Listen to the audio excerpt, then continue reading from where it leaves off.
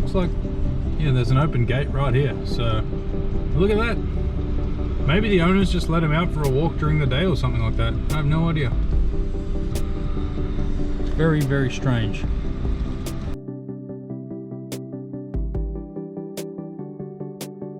Apologies if there's a lot of wind.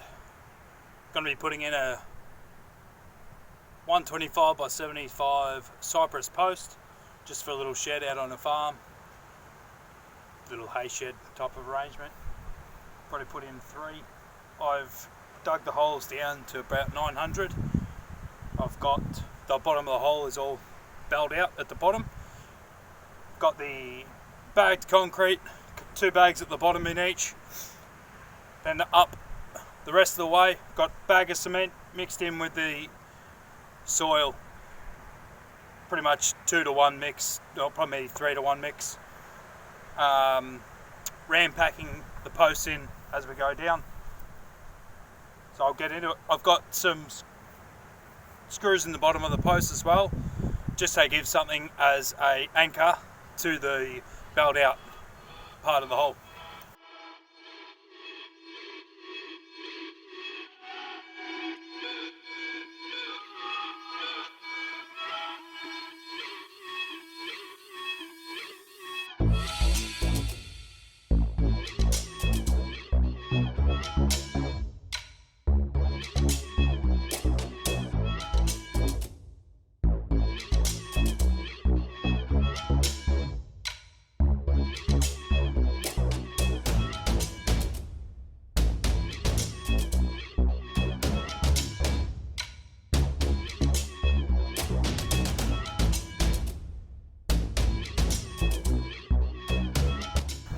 Show you. All mixed up, nice and soupy in the bottom of the hole. See the posts I've made. Put batten screws in the bottom of them, put 3 in them, just to give it something to anchor to. We'll go back over and put the post in. I'll put another bag in and come back to you. So I've selected this post, the one at the far end, and there's a third post. I selected the 3 best looking posts for this front side that's going to be open so you can see into it. So yeah, I've got my second bag in the hole. I'll get the post in. I've already sighted the post for straight, so that this post is actually pretty straight.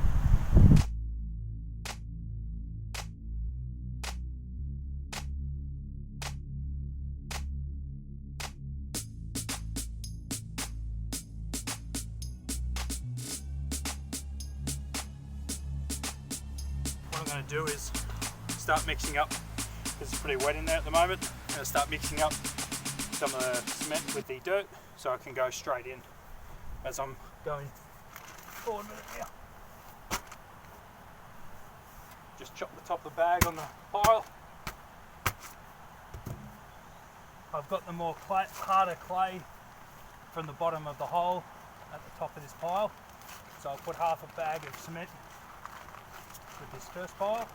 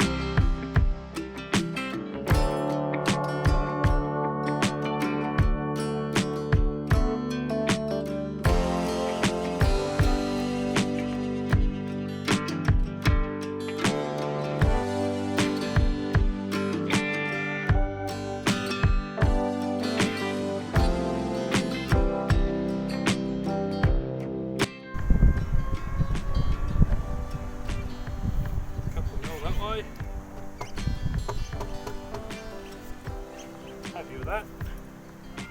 I'll start getting some of the soil in around it.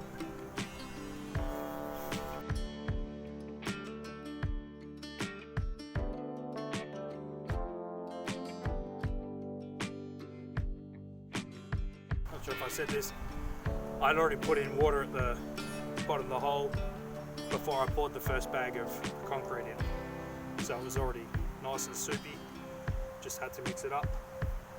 So now, I'm just going to lean this back. I've got a ramming post.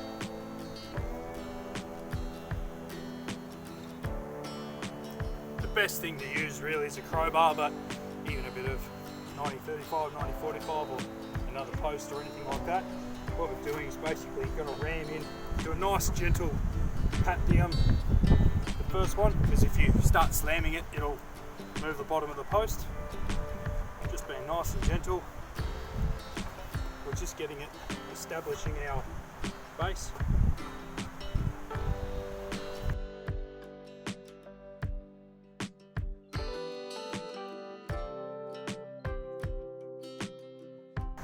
Beautiful. Oh, that's just delicious. Not bad. So.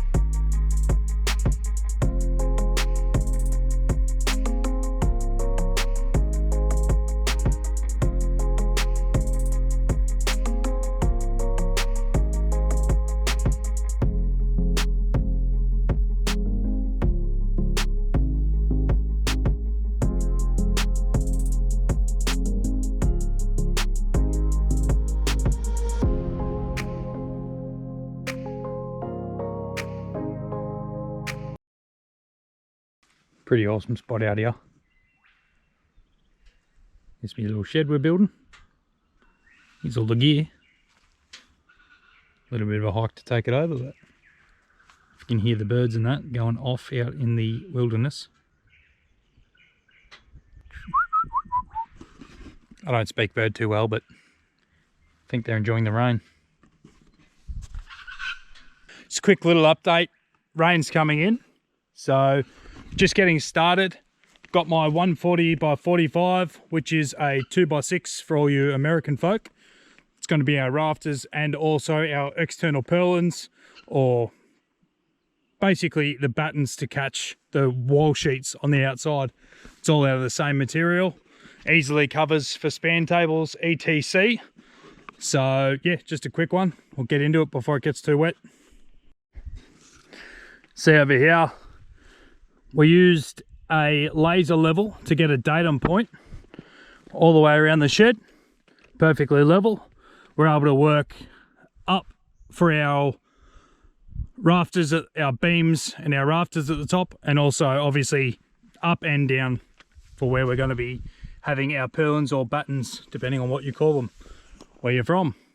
So it's a 240 by 45, which is a 2x8, 2x12, I'm pretty sure, in America. So yeah, I've gone through, marked out where the battens are going all the way around here. Because of the fall of the land, we're actually going to cut these. This side is going to be a little bit shorter, just going to cut a little bit off the bottom of the sheets so we don't have any pooling issues or anything like that inside. And they can build up a bit of the land on the inside and it'll all look schmicko at the end.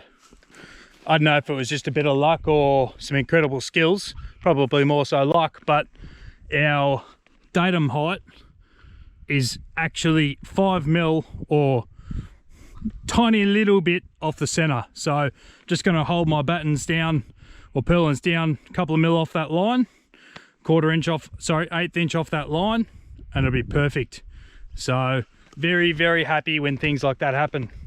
So got the two ends on over there, cut them in. Over here now, putting some square ends on the longer lengths. They come reasonably square, but I always like to square them up. Like to use a drop saw, but still running a Makita drop saw. A little bit embarrassing. So, but we'll be upgrading to a DeWalt soon, and I mean upgrade when I say upgrade. So, but this beast is off its head. 54 volt DeWalt power saw. It's ripping 75mm sleepers with it the other week. It's off its head. Anyways, I'll do a few more cuts.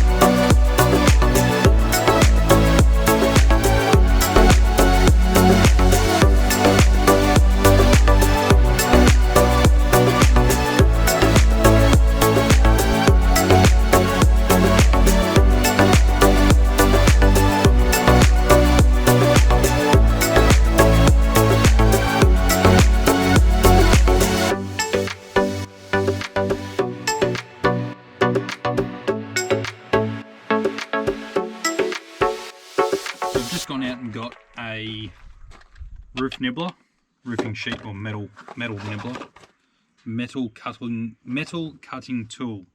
It's called the DeWalt 360 Extreme.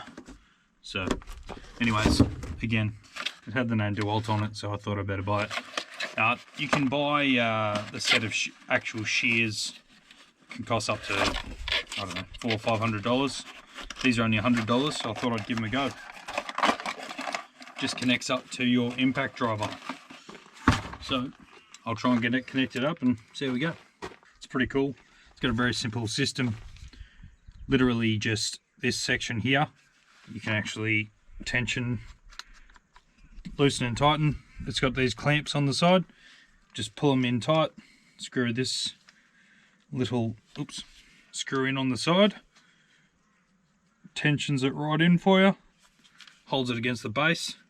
And you literally just click it in and out of your impact driver. Of course, I'm going to make it look terrible now that I'm filming it. There we go. Clicked in. There you go. Simple as that. So I thought I'd just do a quick walk around this morning before we keep going. Got the some of the wall sheets on last night. Should be able to see down here. Nice screw line. So basically with these sheets we're able to, because we know exactly where our battens are, we're able to do a pre-drill before we even put the sheets up, we know exactly where our screw lines are going to be.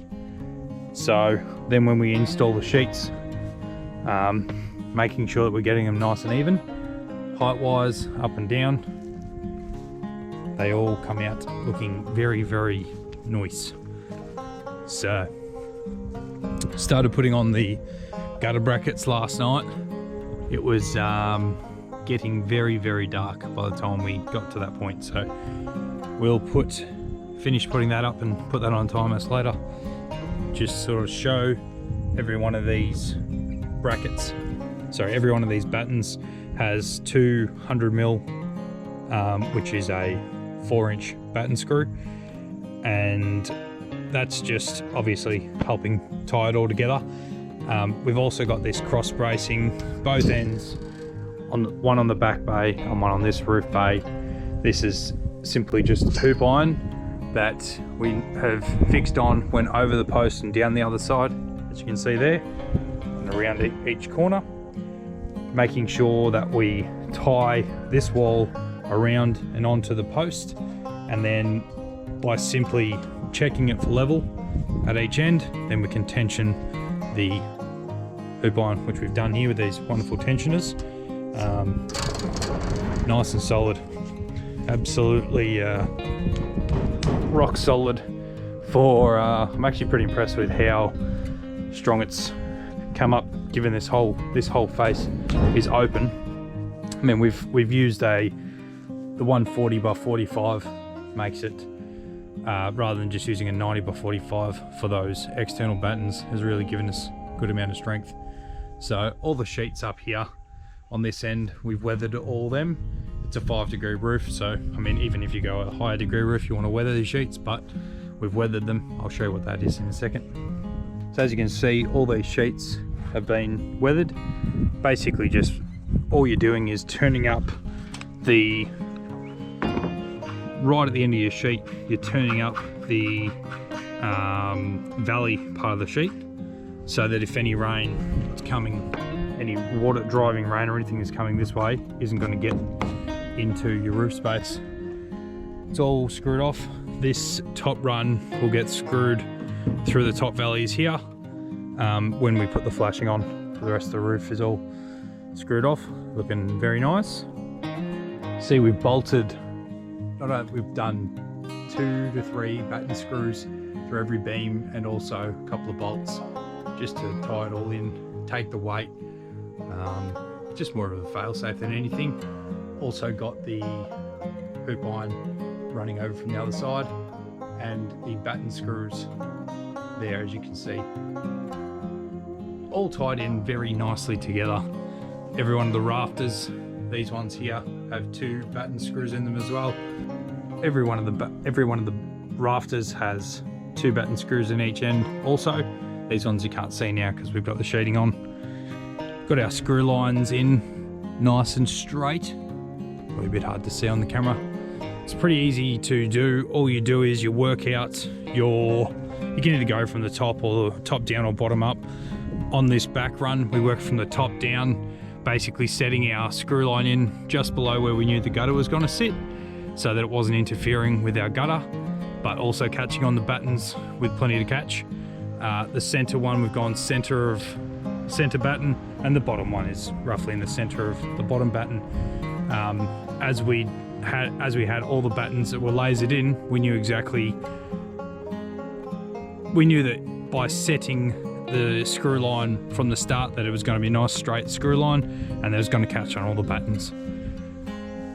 So you basically, when you cut your sheets, these sheets didn't even need to be cut. I ordered them to the length that we wanted, so you can pile up. I mean, you can probably do 8 to 10 sheets at a time. We did 5 sheets at a time, I'm pretty sure. You can lay them one on top of the other, making sure that they're exactly flush, top and bottom. Then pre-drilling out your screw holes in the pattern, so which you desire. So we've gone the old 232 method, which is pretty standard in roofing over here in Australia.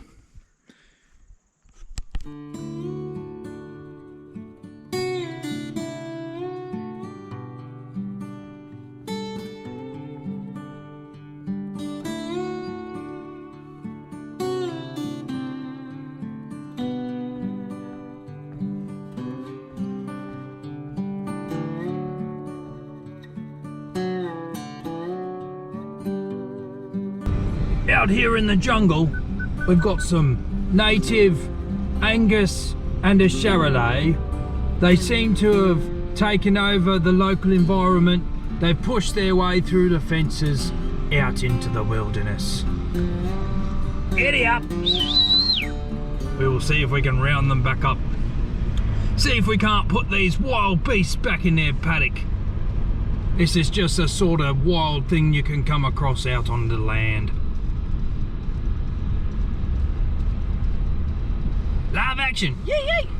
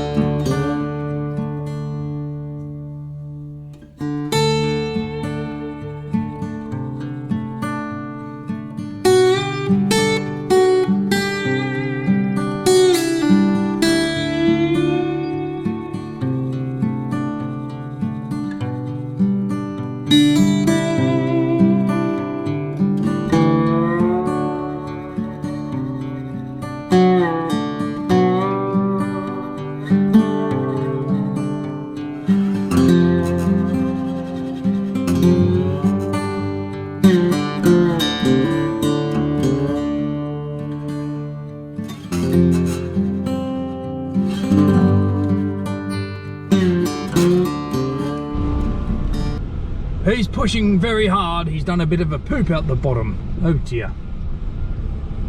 You know what it's like if you're ever a bit bound up, go for a jog and you can really loosen things up.